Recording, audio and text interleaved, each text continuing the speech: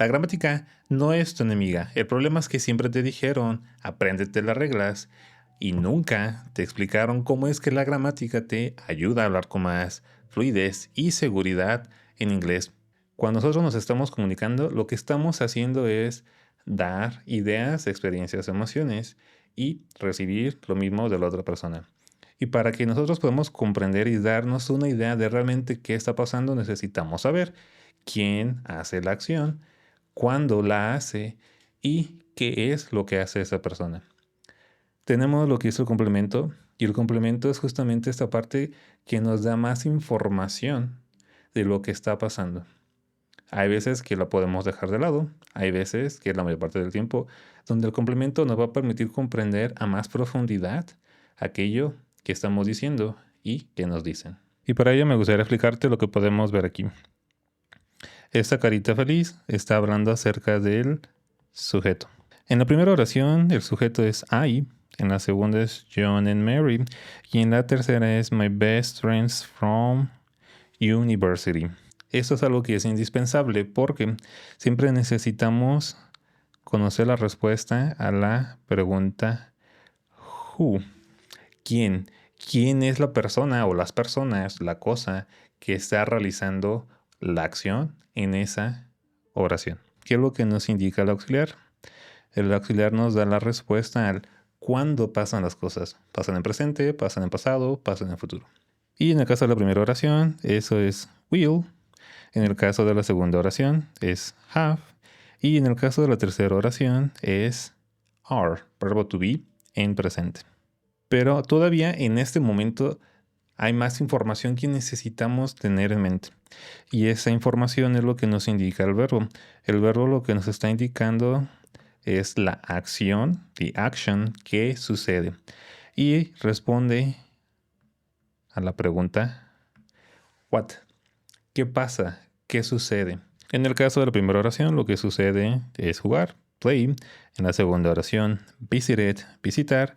Y en la tercera tenemos coming, venir. Que el complemento lo que responde es la pregunta, what else? ¿Qué más?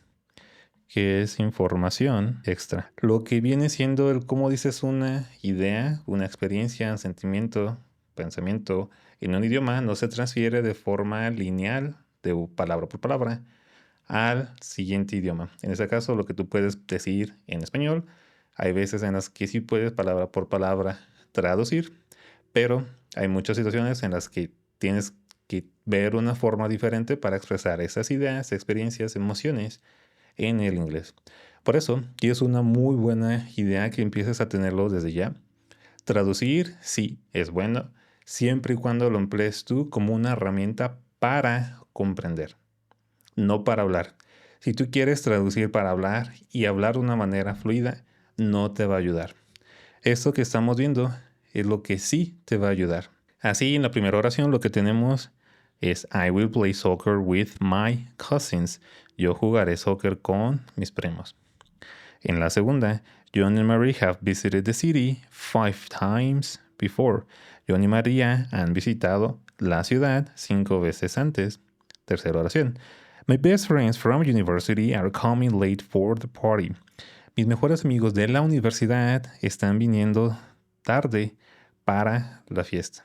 Cuando aprendas a seguir ese proceso de hablar con un sujeto, un auxiliar, un verbo y el complemento, y cuando aprendas también a entender lo que te están diciendo, te va a permitir hablar con fluidez porque eso es lo que vas a aplicar siempre, todo el tiempo, cuando hables en inglés. Por ejemplo, en esta oración, yo puedo escuchar música todo el día. Lo que vamos a hacer no es traducir las palabras, lo que vamos a hacer es seguir la estructura. Lo primero que vamos a decir es sujeto. Estamos hablando en este ejemplo de la persona de yo. Entonces en inglés yo lo decimos como I.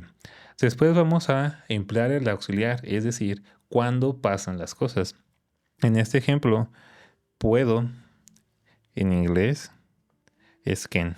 Can, como tal, no es un auxiliar, es un verbo modal. En la estructura tienes el sujeto, tienes el auxiliar, y cuando vas a hablar con un modal que te indica el cómo pasan las cosas, con habilidad, con probabilidad, con formalidad, entre otras, las cuales vamos a ver más a profundidad en otro video. Para ello, suscríbete y dale like. Van en el mismo lugar. Si tienes un auxiliar, lo pones, y si es un modal, lo pones en ese mismo orden. Después lo que ocupamos siempre va a ser el verbo.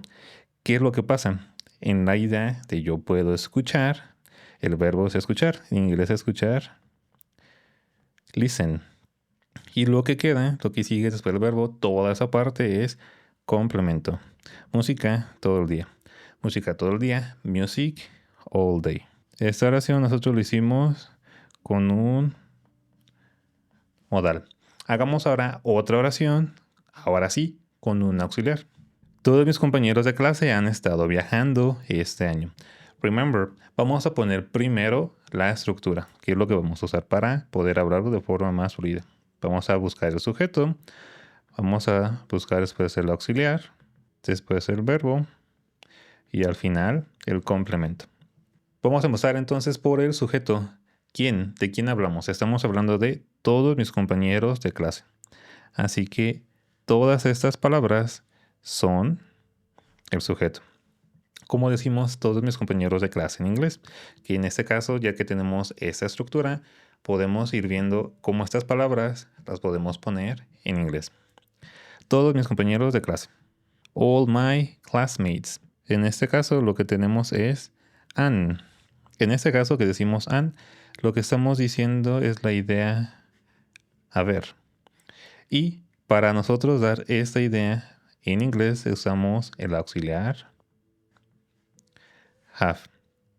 Por lo tanto, aquí en esta oración vamos a decir all my classmates have. Y ahora lo que sigue es saber qué ha pasado, que eso es hablar del verbo. Aquí lo que tenemos son dos cosas: he estado viajando. Por la regla de este tiempo, que igual te explicaré más a detalle y a profundidad en otro video, decimos have, he estado, been, viajando, viajar es travel, y aquí lo ponemos con ing.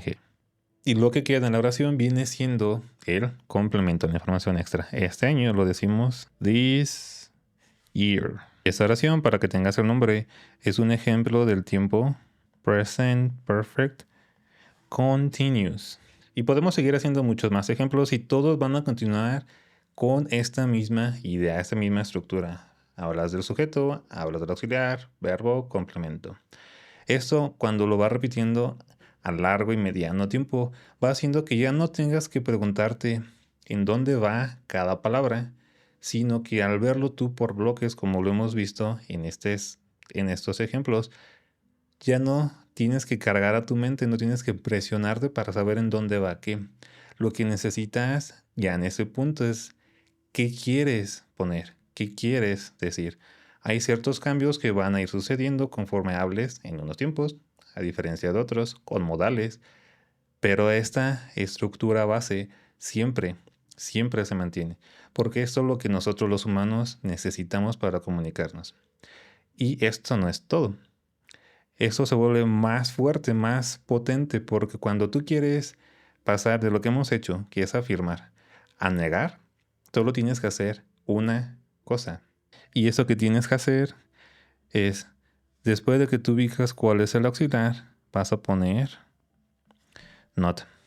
Así, en la primera oración de I will play soccer with my cousins, después de que usemos will, vamos a poner not. Y la oración nos quedaría como I will not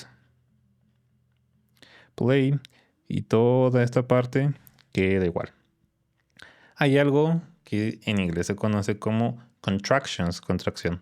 La contracción lo vas a hacer con lo que es el auxiliar y con lo que es not. Cuando nosotros vamos a contraer el auxiliar will con not, lo que decimos es want. En la oración de abajo, John and Mary have visited. ¿Cuál es el auxiliar? Have. Vas a poner have y añades not. John and Mary have not, y todo lo demás queda igual. Visited the city 5 times before. Siguiente oración. Sujeto, my best friends from university. Auxiliar en este caso es el verbo are. Lo que vamos a hacer después, muy sencillo, como siempre, not. My friends from university are not coming late for the party. La contracción de have not es haven't y la contracción de are con not es aren't. Ahora en la siguiente, I can listen music all day. Aquí lo que tenemos es el modal can, añadimos not. I cannot listen music all day. No puedo escuchar música todo el día. Y la última, la que hicimos, de present perfect continuous. All my classmates, todos mis compañeros, auxiliar and. Have, ponemos not. Been traveling this year. Todo lo demás, de nuevo, queda igual. Esta es parte de lo bonito y de lo sencillo de cuando aprendes a hacer las oraciones. Necesitas saber solo cómo hacer la oración afirmativa para pasar de ahí a la negativa. Y vas a hacer solo una cosa, añadir not. Nos falta ahora solo un elemento y ese elemento es preguntar. Regresando aquí un poquito, nosotros tenemos que hablamos de un sujeto, tenemos un auxiliar, tenemos un verbo y tenemos la información extra o el complemento. Cuando nosotros vamos a hacer una pregunta, lo que vamos a hacer es algo muy sencillo. El sujeto y lo que es el auxiliar intercambian lugar. En otras palabras, tú vas a tener el auxiliar, después el sujeto y lo que es el verbo y el complemento permanecen igual.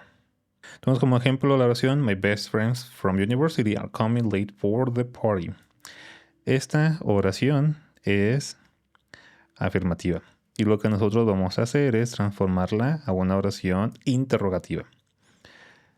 Como lo que ocupamos hacer es identificar primero el sujeto y después lo que es el auxiliar. Sujeto, my best friends from university. Toda esta parte es el sujeto y el auxiliar es are. ¿Qué es lo que vamos a hacer?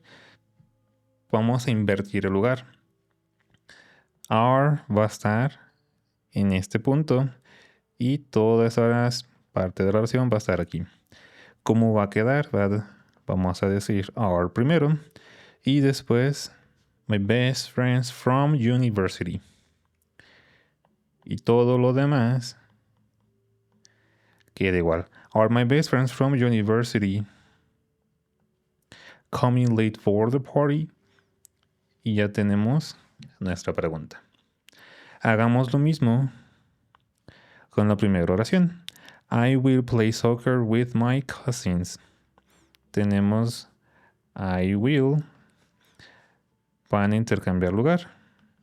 Will I. Todo lo demás queda igual. Quedará entonces will I play. Y seguimos ya en la oración original. Soccer with my cousins. Signo de pregunta. Y ya tenemos la pregunta. La segunda, John and Mary have. ¿Qué vamos a hacer? Invertimos, intercambiamos sujeto, John and Mary, con have, el auxiliar. Quedaría have John and Mary y todo lo demás queda igual. Have John and Mary visited the city 5 times before? Esta forma interrogativa de esta estructura de preguntar se conoce como pregunta cerrada. Es cerrada porque solo tienes dos opciones. Que te respondan que sí, que te respondan que no. Si alguien te dice, oye, ¿te gusta el chocolate? Respondes que sí, respondes que no sé. A lo mejor puedes poner la idea de no sé. Digamos 3 opciones. Y esa estructura, cuando tú tienes la oración afirmativa, que es lo que vimos aquí arriba, esa oración, lo que tú vas a hacer es invertir el sujeto con el auxiliar, intercambian lugar. Pero tenemos otro tipo de pregunta. Ese tipo de pregunta no es pregunta cerrada, se conoce como pregunta abierta. La pregunta abierta tiene igual esta estructura de aquí. Lo único que pasa, este tipo de pregunta, lo único que tiene es que antes de lo que es el auxiliar, le vas a poner lo que se conoce como WH phrase. ¿Qué es esto? Es una pequeña parte de la oración que va a empezar con palabras que inician con WH, como what, who, when, why, which, how, que se toma como WH aunque no inicia con la W. Y es posible que tome solo una palabra. En este caso, digamos, why are my best friends from university coming late for the party? Why? ¿Por qué? ¿Por qué están mis mejores amigos de la universidad viniendo tarde para la fiesta? La idea de que sea WH phrase es porque también tú puedes poner una pequeña frase que inicie con WH. Y esta pequeña frase forma parte de toda la oración de lo que es la pregunta. Por ejemplo, what day in the month are my friends from university coming late for the party? Si tú tienes 2-3 fiestas en ese mes, en July, en julio, puedes preguntar qué día del mes van a venir mis amigos de la universidad tarde para la fiesta, que te están avisando que no van a poder llegar a tiempo, pero que sí van a ir. Todo esto que pusimos aquí viene siendo WH phrase. Son elementos que te indican, te detallan qué tipo de información quieres y es por esto que se conocen como preguntas abiertas. Te piden información. Hay muchas opciones y tú tienes que indicar cuál de todas esas opciones es la que es la respuesta que satisface lo que te están pidiendo de información. El que tú vayas aprendiendo a ampliarlo de esta forma, a seguir estos pasos, esta lógica, es el inicio de ir aprendiendo a pensar en inglés. Y esa es la verdadera razón del por qué te ayuda a hablar con fluidez. Porque ya estás pensando en inglés, es decir, estás siguiendo el orden de cómo las cosas se dicen en inglés, no en español, en inglés. Y lo vas a repetir una y otra vez. Y va a llegar un momento en el que esto simplemente se vuelva parte de lo que tu mente ya está pensando en el fondo y tú conscientemente te enfocas más en qué quiero expresar, qué es lo que quiero dar a entender, qué es lo que yo necesito compartirle a la persona que me está escuchando. Y aunque estaré en el video, me presento. Hola, soy Josué. Llevo más de 23 años aprendiendo inglés y llevo más de 10 años enseñándoselo a las personas que quieren aprender y lograr sus metas en la vida. Todo eso que te expliqué aplica en todos los tiempos, a excepción de dos, en donde eso que te acabo de explicar aplica de una forma un poco diferente. Para que aprendas cuáles son esas diferencias, ve este video que te dejo aquí.